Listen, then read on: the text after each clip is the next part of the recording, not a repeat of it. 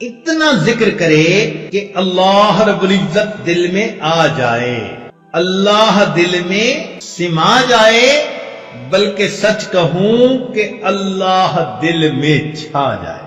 ایسی اللہ رب العزت کی محبت۔ جو چند لمحے اللہ کی یاد میں گزر گئے وہ میری زندگی ہے اور باقی سارا کچھ شرمندگی ہے۔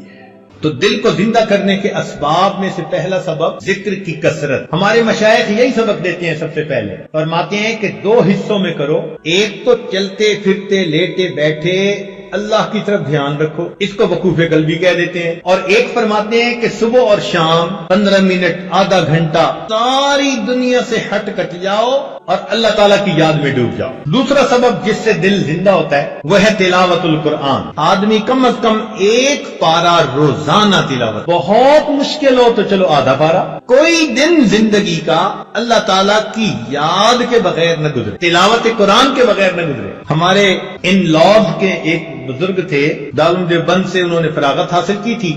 میری ایک مرتبہ ان کی ملاقات سوات میں ہوئی تو وہ کہنے لگے کہ میں امام العلماء والصلحاء حضرت خواجہ عبد المالک صدیقی رحمت اللہ علیہ سے بیعت ہوا، اور اس وقت انہوں نے فرمایا کہ ایک پارہ روزانہ تلاوت کرنا۔ فرمانے لگے کہ آج اس بات کو کہے 43 ایئرز گزر چکے ہیں، ان 43 سال میں ایک دن بھی میرے قرآن کی تلاوت میں لگا نہیں۔ جب ایسے لوگ اللہ کے سامنے نام اعمال لے کر جائیں گے ہمیں کتنی شرمندگی ہوگی کہ ہمارے کتنے دن تلاوت کے بغیر جا چکے۔ اب دیکھو 43 سال، سردی بھی، گرمی بھی، صحت بھی، بیماری بھی، دیس بھی، پردیس بھی، خوشی بھی، غمی بھی، 100 یعنی عوارض ہوتی ہیں، مگر وہ کہتے ہیں میں نے ایک پارے کی تلاوت۔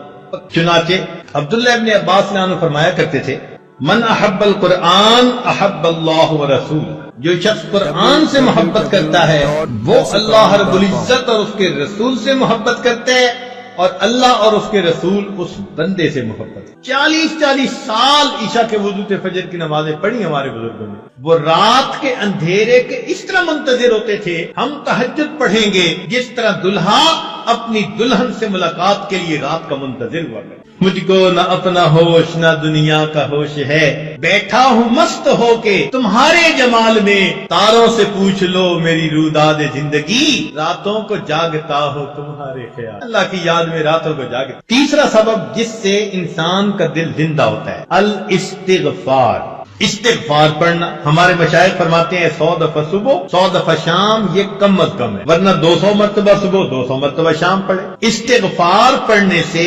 انسان کے دل کی میل دور ہو جاتی ہے۔ چوتھا سبب جس سے دل زندہ ہوتا ہے الصلاۃ علی النبی، نبی علیہ الصلوۃ والسلام پر درود شریف کا پڑھنا۔ نبی علیہ السلام نے ارشاد فرمایا من صلی علی واحدۃ صلی اللہ علیہ عشرا، جو ایک مرتبہ مجھ پر درود شریف پڑھتا ہے اللہ رب العزت اس بندے پر 10 مرتبہ رحمت نازل فرماتا۔ چنانچہ ہمارے مشائخ نے لکھا ہے وَكَذَلِكَ جَعَلَ جَزَاءَ ذِكْرِ نَبِيِّهِ ذِكْرَ مَنْ ذَكَرَهُ، کہ اللہ تعالیٰ کو اپنے محبوب سے ایسی محبت ہے کہ جو اللہ تعالیٰ کے محبوب کو یاد کرتا ہے درود شریف پڑھنے کے ذریعے سے اللہ اس بندے کو 10 مرتبہ یاد کرتے۔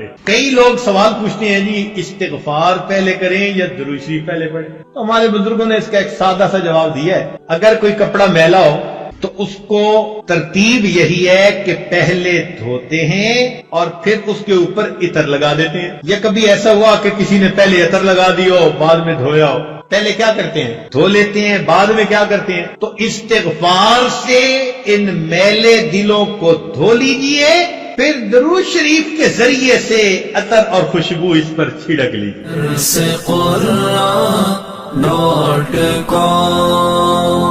www.darsequran.com